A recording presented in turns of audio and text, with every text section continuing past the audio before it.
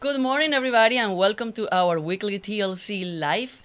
Today, with Orlando Sanchez back from Montana. Hey, good to be back. Good to be back. Welcome to Houston. Thank you. Now, not anymore snow and freezing, and over there it was horrible, huh? Yeah, 75 mile an hour winds, 17 degrees. But I got to tell you, yesterday was a beautiful day. I flew from Montana to Houston, clear blue skies, smooth sailing. So we have an interesting show today. Andrea, why don't you introduce our guest? Because I know that she is pressed for time. I know, I know. She gave us half an hour, and I know she is like, she gave us time today that we contact her this morning. But thank you, Samantha Morlote, Cuban American. How about that? Yeah. And the Kentucky State Ambassador for LEXIT. LEXIT is the Latino, it's a Latino organization that is nationwide, and it was established in 2018 and officially established in Texas in July 2019. And welcome, Samantha. ¿Cómo estás, Samantha? Buenos días. Bien, y usted, buenos días. Ay, ay, ay, ahí Hello. sentí el acento cubano. Boy, I tell you. I don't even have that. No, no, para nada. Samantha, ¿cómo estás? The question is, does Samantha drink bourbon or rum? Oh, well, I don't know, Samantha. Oh. Tell us. Water. At this time in the morning. Yes. Well, thank you. Thank you for having me. Pues buenos días, Samantha. Vamos a Buenos días. empezar con una pregunta. Primero, explícanos qué es LEXIT. What is LEXIT, and why did you start it? And tell us how it's grown across the country. So Lexit is basically, I don't know if you all have ever heard of Lexit. We are the Latin version of Blexit. We are the Latin exit from the Democrat and the Liberal Party to the conservative side. So a lot of people have this false narrative that all Latinos and Hispanics are Democrats. That's completely false. There are plenty of us that are actually conservatives and hold conservative values. So we have representatives from Texas to New York, to Ohio, Kentucky, to Georgia, and we are definitely growing and increasing as our exposure grows. So we had the privilege of being there at the rally this Saturday, and it was definitely an amazing time for sure. Before we go with the rally, because we want to talk about that experience of what happened Saturday, tell us, how did you get involved in this movement? What are you doing for living? And, tell us a little bit about you. So the way I actually got involved in Lexit was a speech that I had done at the state capital of Kentucky. And it was a speech on communism to capitalism. And it was the story of my abuelo and how he escaped from communist Cuba and from under the Castro regime. He directly worked for Castro and was in the revolution. And he helped Castro smuggle nitroglycerin. Of course, this was all before he realized and recognized that Castro was not the man who he said he was.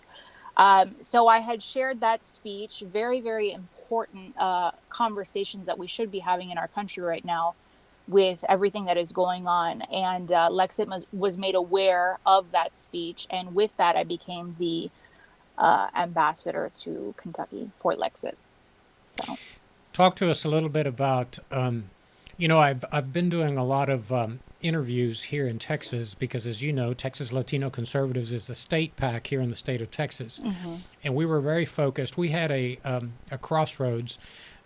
We were on the verge of potentially losing our Texas House of Representatives, which is very important here in Texas because next year the legislature, the House of Representatives, will redraw our congressional districts.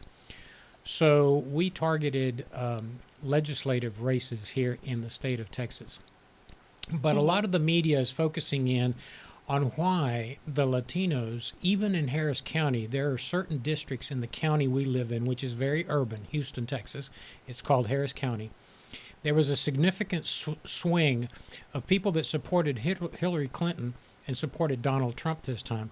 It was an increase for Mr. Trump of about 13 to 14 percentage points in traditionally Democrat liberal neighborhoods. And I've been saying that there are certain reasons why Latinos are leaving the Democratic Party.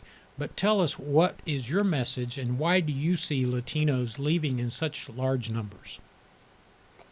Well, I think a lot of it has to do with education. The current school system and the education that is present in our nation right now paints the socialistic and communistic, well, they try to pretty it up by calling it socialism. You know what we But call it in they Texas? Putting lipstick on the pig. exactly, perfect analogy. Um, but basically it is they try to make it seem as just this utopian, very perfect society. But what Lexit does is, as we gain exposure and we continue to reach people, our goal is to educate people. And I think the main reason why there has been a huge swing, because I truly believe that Lexit had a part in Texas voting more for Trump in this election. I truly believe that a lot of people left the Democrat Party because of the Lexit movement in Texas, and it's because of education. It's unfortunate that a lot of Hispanics and Latinos are prone to vote for the thing that they escaped from, that them and their families escaped from. And I think we can easily forget what our history is. So part of our goal is to remind them and educate them as to what our ancestors went through and escaped from, and that we shouldn't be voting for that, you know? So I think that has a lot to do with it, is the education that we're pushing out there as to what the left is actually, their agenda, you know, the hidden agenda that they have. So. Right, right. What's in the future for Lexit? What's your organization plan to do? Our main goal truly is to educate both Latinos and any ethnic group, whether it be Caucasian, and it doesn't matter. It's just a simple purpose of education um, as to why it is absolutely necessary for us to exit the Democrat Party. But yeah, I believe we'll be consistent in that, um, and just continue to educate and enlighten people. So, Samantha, tell us what happened on Saturday that you were participating in this rally in Washington, D.C. And what was the purpose of the rally? So I had the privilege of going. It was planned probably no more than a week. So the event had been planned for about 4 to 5 days, something to that effect. And it gained at least 1 million patriots attended there. And I was one that had the privilege of going and representing Lexit. And I was able to take part in that. And it was basically the sole purpose of it. You know, the media is doing such a good job in deceiving people and making them think that we're actually not united. So in a sense, with this rally, we kind of cut out the middleman and we joined together, and we recognize that the media is just fake, and we united together in support of our president, and in support of liberty and freedom. We were basically holding the line for freedom and liberty. We were standing up, but we were also giving moral support to our president. You know, we recognize that he has done so much for us as a country and the people, that it was kind of like a thank you, you know. And of course, he showed up and drove by and smiled. I actually had the random honor of seeing the motorcade line up and start in front of the White House. I was having breakfast and I could see over the White House, and I see the motorcade starting to like come out, and you know, so they can go out and greet people. But yeah, it was an incredible time. So electric, so much energy, you know, so much diversity. There were, it was very difficult to find a white person. You know, there were Hispanics, there were blacks, there were a lot of Asians, Um, there were Indians. I mean, every ethnic group, every religion, every creed was represented. I can almost guarantee that every state was represented. I know that Hawaii, California, Florida, Texas, Kentucky, Tennessee, and they were all there. And it was really amazing to kind of cut out the lies of the media and see how unified our country actually is. So, It was anything that it was negative about that. We were reading the media, as you said, that they say whatever they want to say, and they were saying that it was a lot of disturbing situations after that, and people fighting. so Antifa, I had my own personal experiences with that, unfortunately. They were minor compared to a lot, like some other people. I personally was called white trash. Little do they know I'm Cuban on both sides. So that's completely false. But I was called trash. We had the bird flipped at us several times by people. I had about 30 to 40 BLM protesters march right by me. And the whole time I was just praying and hoping that nothing would happen, because unfortunately I was actually by myself at the time. Um, so of course later on, Antifa, they came out because they're just a bunch of cowards, and they knew that if they actually showed up during the day at the rally that they would be handled, because Trump supporters, we don't stand for violence, we stand for law and order. So they chose to show up after the rally, and started to assault and be destructive and violent after the majority of us had left. There was a viral video that went on throughout the internet of a guy who was getting assaulted. He was thrown on the ground, and that man actually had breakfast at the same time in the same restaurant that I did several hours before. And my cousin had showed me the video, and he's like, "Look, this was the guy that was in the restaurant with us." Insane. But just complete cowards. They're domestic terrorists is what they are, and they have it's just that liberal education that has gotten to them. It's that brainwashing. It's terrible. It's a disgrace, really. Well, it's interesting you say that, because today I've had several conversations about the importance of the role that education, both primary, secondary, and even higher education, play. Here in the state of Texas, we are a Republican state. All of our statewide elected officials are Republicans. Our Texas House is Republican. Our Supreme Court is Republican, and our Senate is Republican. Yet, for decades, the liberal left has been, interestingly enough, been able to nationalize student debt, right? Put it on the taxpayer, because we know about the explosion of student debt. But it is amazing to me how a state like Texas has allowed the infiltration of the liberal left to not only squelch conservative speech on campuses, but to actually promote and protect at taxpayer expense the liberal left. Do you find that in your state and other states, or is Texas unique? I think I do find that in my state. Unfortunately, we are technically Republican.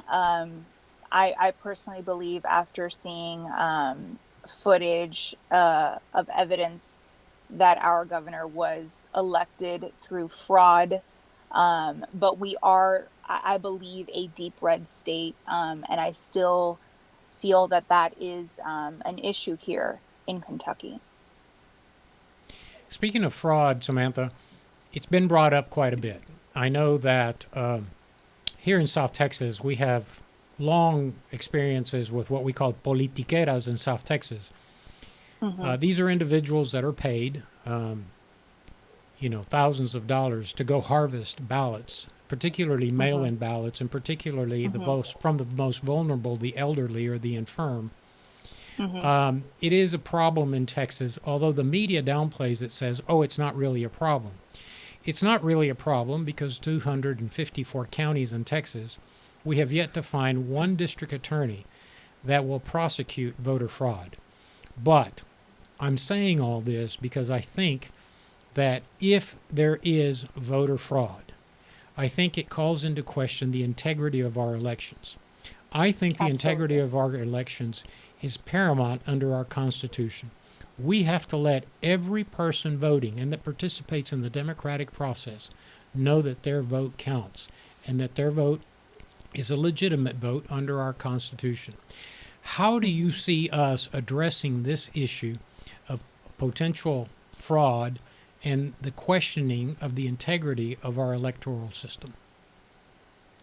Well, it's interesting that you asked that because I am right now currently studying the process of the election of a president. I was reading the Constitution last night, and it's so important that we actually go back to that and go back to our roots and the country's roots, and see what exactly our forefathers wanted and how genius they were.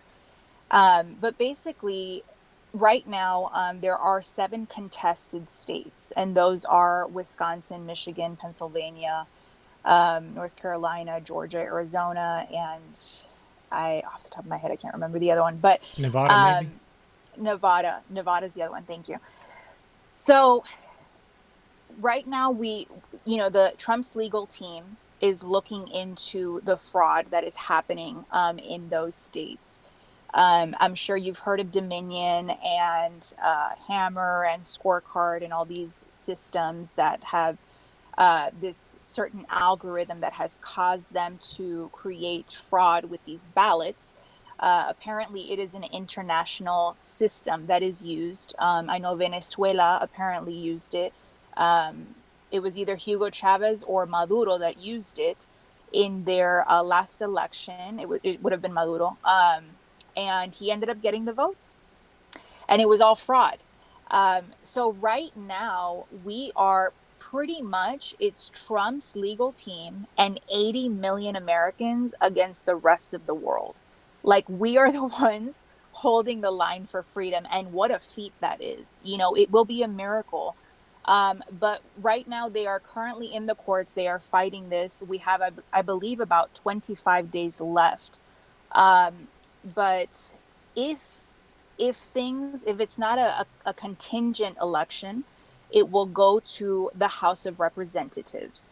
And in the House, our forefathers were geniuses, of course. It will not be the representatives that vote. It will be the states. Each state gets one vote. And of course, the majority of the votes will be for Trump. So either way, if we win the legal battle, if we don't, we have a lot of avenues that work in our favor. However, it is going to be a fight. And us Americans, we still have that pride and we still have that fight in us that we will hold the line for freedom till the end. So I believe that those are the routes that would take place according to the Constitution. So yeah, I think one of the most important things for the rest of this decade, of course, is to ensure that we have legitimate elections in this country. If it is the Trump administration just randomly declaring that the vote is illegitimate, I think that would be a bad thing. But in fact, if there is evidence that the votes and the software were manipulated somehow, and the margins in the states that you just talked about are so razor thin that it is worth investigating in, hopefully, Samantha, in a bipartisan way, because I think both Democrats and Republicans need to be ensured that there is a legitimacy to our elections. The worst thing that can happen to our country is to have our elections declared illegitimate. So, Samantha, we saw a big movement of Latinos going to vote, a big representation from, different communities and different leaders in the Hispanic community, like engagement and telling people, let's go to vote. And I think this year, 2020, it was something it was not a surprise because it was expected, but I think this is the first time that we really see the Latinos going to Yes. vote. And this is the first time the Latinos has like, they still need more information, as you said, more education. But I think the Latinos are like really waking up. And also, I think the fact that our children's, I have two kids, they're 15, they cannot vote yet. But we have now generations that they were born here in this country, and now they're participating more and more and more. How do you see in the future 4 years, the elections in 4 years, the presidential elections, and tell us how your organization are planning to bring more Latinos to in the conservative side? So I think that I want to touch on the first part of that. One of the reasons why I believe there have been such a movement in the Latino group to vote is because we see the liberal left's agenda as something familiar. We don't see it as something radical. And with that, there has been more motivation to fight against that and resist that agenda. But Trump has done an incredible job. If it was not for him, we would continue going down the path that we're going. But what he has done is he has exposed the liberal agenda, but not only that, just the corruption. We see people like Jeb Bush endorsing or congratulating President-elect Biden when that isn't even, it's not an actual office, and the race hasn't been called. But so it's both sides. But I believe that because of the exposure that has happened, it has caused Latinos, like the people at LEXIT, to seriously consider, I think we need to start running for office. And I think that it has awakened even the younger generation. It's very encouraging to see the younger generation involved. If it was not for President Trump to start doing those tweets or whatever, people say, oh, I wish he didn't tweet or whatever. If he wouldn't have tweeted, or if he wouldn't have brought politics into social media and used the modern day avenue, the younger generation would have no clue what was going on in our country. And I truly asset political climate right now in our country. It has been an avenue to open the eyes of the younger generation, and it has given them motivation to actually do something about it. So I think we're going to see a lot of younger Latinos in the next, and not just Latinos, Blacks, just people who want to actually legitimately fight for our country against this corruption from both sides. You mean good-hearted Americans? Yes, exactly. Right. 100%. My abuelo, he was born in Cuba, but he was 100% American. And I truly am grateful for that patriotism he handed down to me. And I think we're going to be seeing a lot of that in the next 4 years. We're seeing it even now, people becoming social media influencers when it comes to politics, or people being more involved in their GOP or their community as far as politics go. Their eyes have really been opened, in a sense. Samantha, I have a question for you, and I know that you're limited on time, and we're probably going to let you go. We thank you for the generosity of your time. Thank you all. Do you believe that there is a place for Latinos in today's Democratic Party?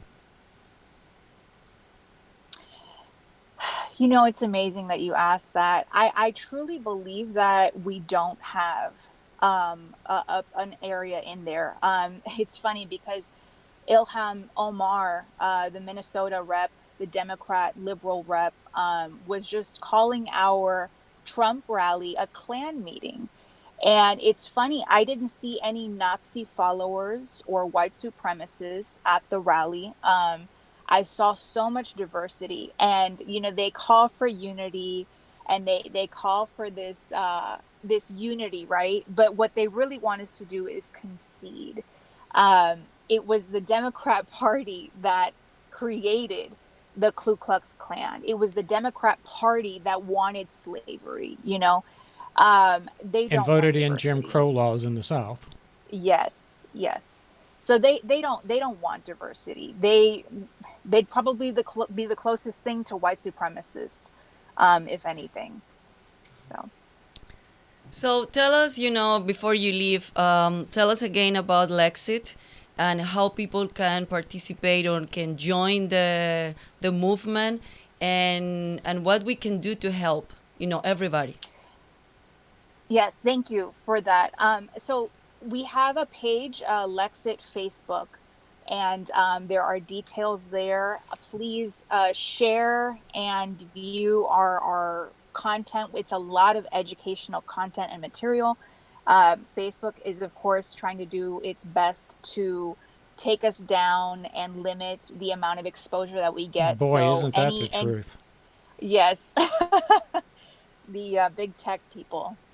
So yeah.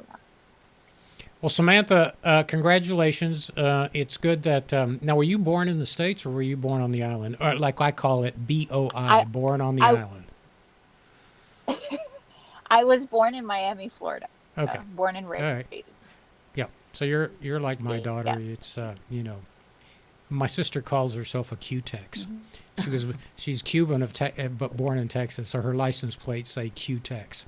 Anyway, listen, congratulations. I think you've started a wonderful movement. I know you've been influential here in Texas, and particularly down in South Texas. And I first heard of LEXIT when some of our friends down in Hidalgo County and down in Maverick County, which are near border counties in South Texas, were uttering the acronym LEXIT. So congratulations. Keep up the good work. I thank you for your patriotism, for your involvement.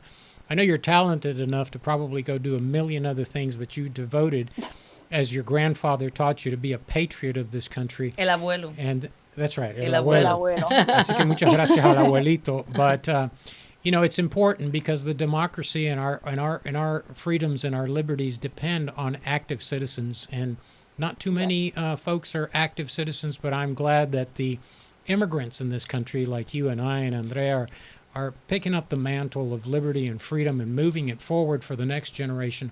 We're not going to support socialism. We certainly do not want to play with communism.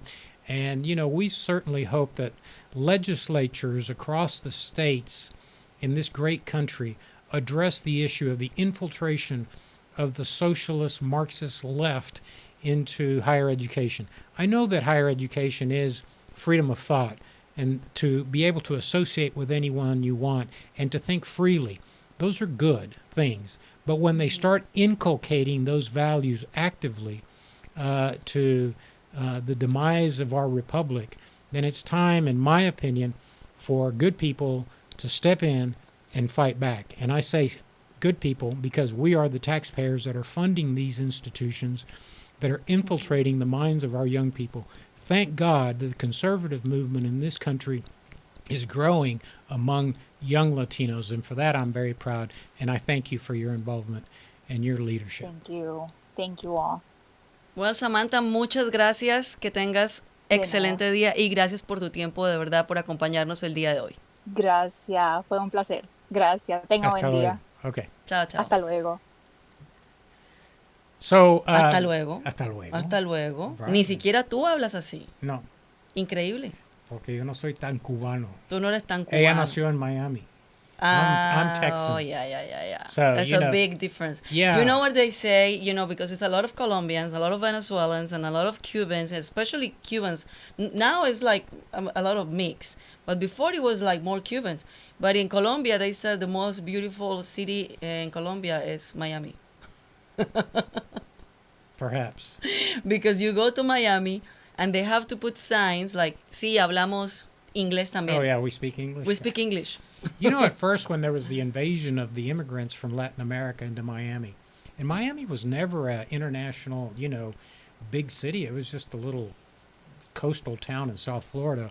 But when the immigrants started coming in, it's when the city really took off and became an international mega for not only Latin Americans, but also Europeans. So they've done a good job, and that's just an example of how immigrants have benefited this country. I mean, what they have brought to South Florida in terms of economic development and cultural diversity and tourism and all of the great values that they have deposited in the great Sunshine State are a good thing. And Florida continues to deliver good outcomes for this country.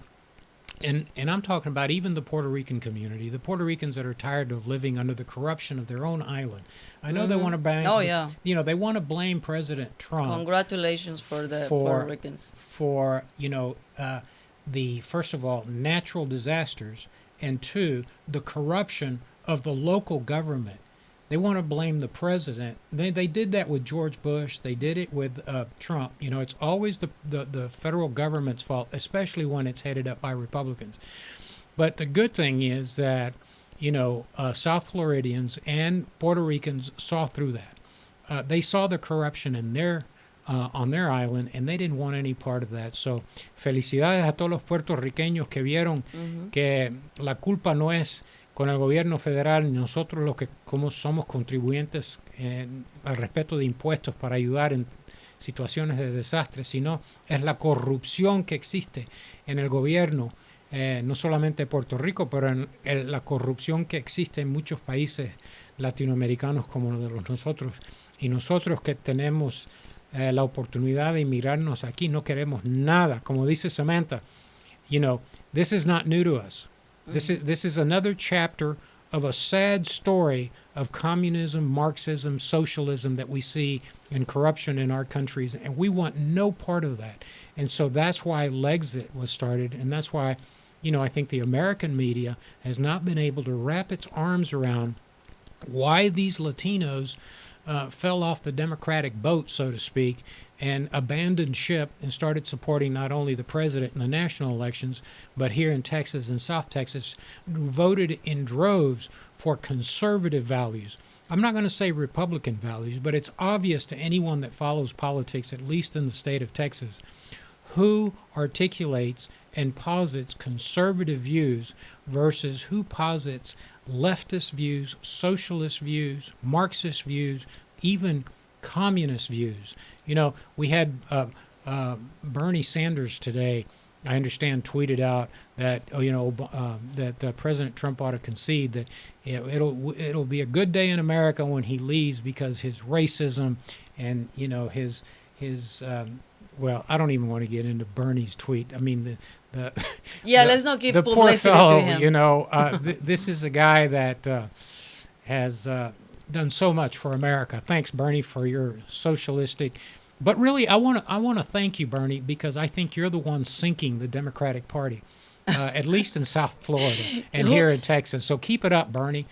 Yeah, that was last week when Maida said that he was the best. Oh no, it was AOC that it was the best thing that happened to the Republican Party. Yeah, and it's funny to me, the American media doesn't really care because at the end of the day, they're no longer about reporting the facts, who, what, when, why, and where. They're opinion generators, right? They're about creating a narrative. And so it may come out of the New York Times or the Washington Post, but when you turn on CBS Morning News or Good Morning America, it's all the same thing, right? They're all spewing out last night's ink that went on to the New York Times. And AOC is, unfortunately for her, she's a caricature of the Democratic Party. I mean, these crazy ideas of abandoning fossil fuels. Y'all saw how that well played in Texas, right? We have thousands and thousands and thousands of Latino families who are dependent on pipelines, transportation of fossil fuels, the discovery and development of fossil fuels. Here in Houston, Texas, we have the largest petrochemical industry in the world. If you go down to our Houston Ship Channel, where Lyondell Petrochemical, where Exxon, where Shell, where all the majors, Marathon, are refining products, you'll see that an overwhelming number of the employees are Latinos. They live in communities like Pasadena and South Texas. And for Biden to say that, well, we're going to eliminate fracking and we're going to move away as quickly as possible from fossil fuels, boy, that sent our communities scrambling. I want to see the prices of the gas Yeah. when Yeah. if that happened. Yeah. And then everybody's gonna say like, why now? What happened? Yeah. Well, So- I want to see on a cloudy day when the solar panels aren't charging the batteries how you're going to heat your home. Thank you. Exactly. So Samantha was mentioned something very important, Orlando, and that's something that is part of the TLC mission, and it's like Latinos needs to run for office. Yeah, very important. I'm glad she mentioned that. I'm glad you brought it up, Andrea. It's time for the Latino community to step up. You know, and I always say Latino community, and we fall into this trap of the Democrats, right? We call each other Latino or women or gays or African American or Asians. We're all Americans. Let's face it. I mean, I use that because at the end of the day, it's in our name, and we are targeting Latino voters. But we take great pride in knowing and being a part and parcel of the great tapestry that is America. We're Americans. Yes, we say we're Latino because we're of Latino origin, but we're proud Americans. And so it's time that our Latino community start stepping up and leading. And to the young conservatives in the state of Texas, it's time for you guys to step up. No longer good enough to stay silent, to lower your head when they call you a racist, when they call you a homophobe, when they call you all the things they do. Stand up like Samantha and talk about history. Here's something I like to talk about. I like to talk about the history of the Republican Party. The Republican Party was founded in Wisconsin for one purpose, for the elimination of slavery. The Republican Party, it was a Republican on the United States Supreme Court who was the lone descendant in Percy versus Ferguson, which was a case to argue whether Jim Crow laws in the South were constitutional, meaning was the theory of separate but equal constitutional. The lone Republican wrote the dissent in that opinion. In 1964 and in 1965, it was the Republicans in the U.S. Congress that helped save the 1964 Civil Rights Act and the 1964 Voting Rights Act and the Civil Rights Act. And so this is a party that, has stood for justice, inclusion, human dignity, and it's time we stand up and proudly announce that. We're the party that favors the family over a strong federal government. We're the party that believes in religious freedom, whether we want to worship or not. Under the Constitution, we're allowed to make that choice, but we certainly don't want government telling us when and how to worship. And we're a country that is the envy of the world because we're made up of immigrants. Everybody wants to come to this country. Everybody wants to come to the country. Everybody. I include myself on that. Yeah. The first thing I told my parents, and it's like as soon as I graduate from the university, I'm just going to go to United States because I want a better opportunity. And you know what? The day of the graduation, I didn't even go because I was already here. And I told my parents, that diploma is for you guys. And they went, and it's a picture next to my classmates that they are holding the diploma. And they sent it to me because I was already here. Yeah, and the left does a fabulous job, as you all know, because the caravans that we experienced over this summer, those were artificial, right? We know that there's economic depravity. We know that there's hardships. We know there's corruption. We know there's gang activity and drug cartels in Latin America. And we'd love to save the world, but we can't. We have to have border protection, and we have to have border laws in this country. Border laws, and the Democrats are good about calling the Republicans racist and creating cages, which were actually built by the Obama administration, by the way, and separating children because we just hate families so much that we got to separate kids. Border protection is economic protection. That's why Latinos in this country that have managed to come across, either legally or illegally, with documentation or without documentation, that have established roots in this country are opposed to unfettered,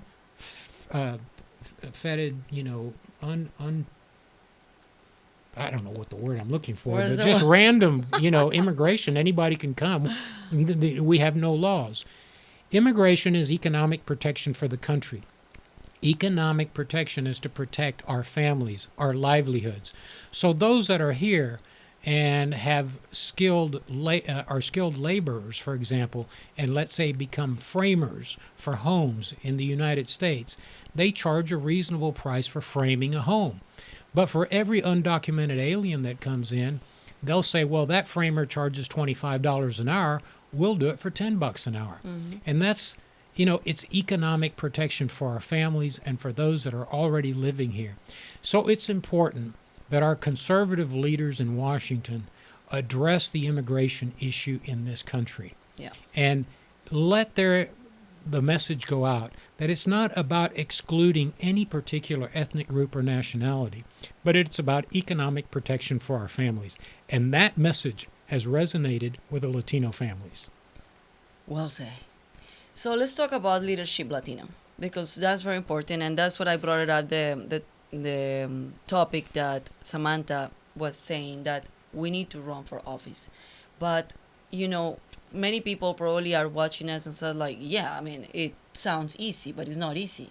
And as 25 years plus being in politics is not easy at all, and it takes a lot. I mean, you need to learn about the law, how to file, first of all, how to raise money, because if you don't have money, it's not possible to do anything.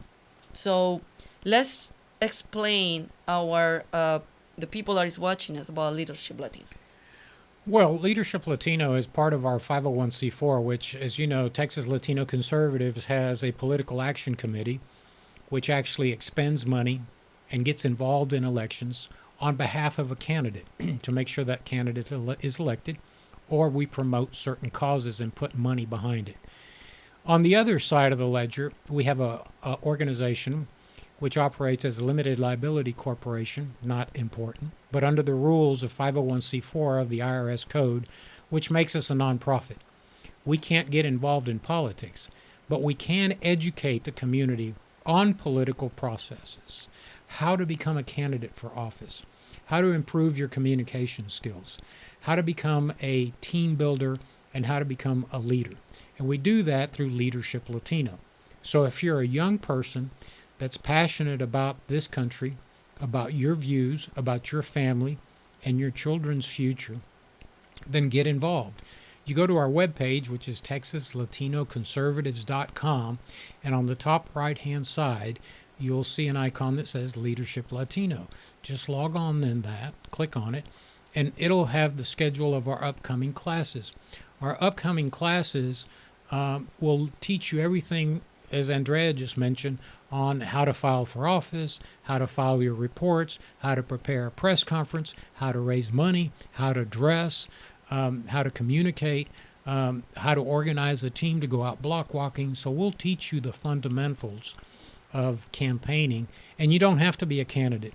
You can do it if you want to be a precinct chair or a campaign manager or even a good campaign volunteer. But what we need you to do is to get involved. So Leadership Latino plays a very important role. Very important, and it's at no cost. Free. It's free. It's free for you guys. As Bernie Sanders says, free stuff. It's good. It's free stuff. When they hear something free, it's good. Everybody like, oh, free? That's a key. There's a key word on a free. So how do you see all of these things, Orlando? You've been in politics for 25 years plus, and I don't think you ever see something like this before, or you did. Well, we have. Texas has a very colorful history with respect to conservatism and Latinos' involvement in the conservative movement in Texas, and I'll give you three. The first one was when we elected a United States Senator by the name of John Tower.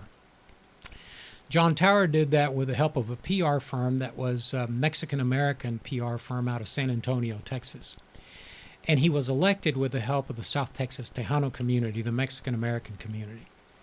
And for a long time, he developed relationships with the Latino community in South Texas, and things were going well. And then conservatives and Republicans in the state of Texas took their eye off the ball.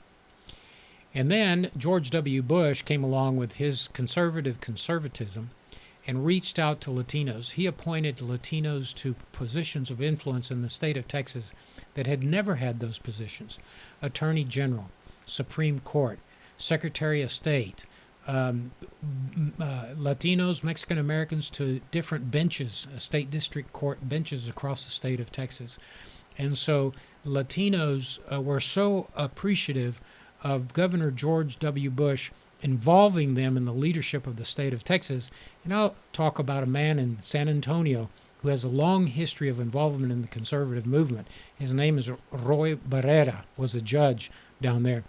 I mean, we have had long-time conservative leaders in the Republican Party that are Latinos and Mexican Americans.